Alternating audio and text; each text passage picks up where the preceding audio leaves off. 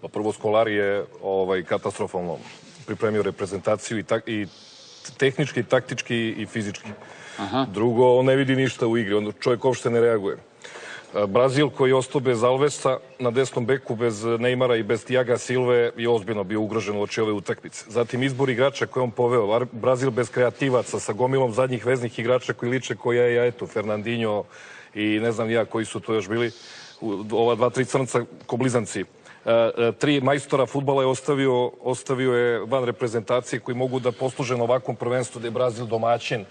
Znači, Robinho, Ronaldinho, Kaka od 33-34 godine mogu da odigraju, da povežu redove, da naprave iznenadni potez. Sva trojica su van tima. Oni bi mnogo psihološki značili timu Brazila. U napadu drži se tog Freda koji je objektivno van forme i nije igrač tog kalibra. Bolji je centarfor onaj Luis Alberto što igra za Šaktor, na primjer, koji briljera u Ligi šampiona 2-3 godine. Tako da uopšte ne znam zašto je Brazilska federacija toliko dala odrešene ruke Skolariju. Ne vidi se ništa. Ništa u igri i niti u rokadama.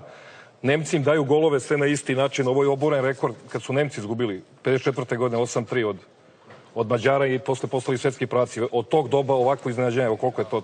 Tačno 70 godina kasnije nije viđeno.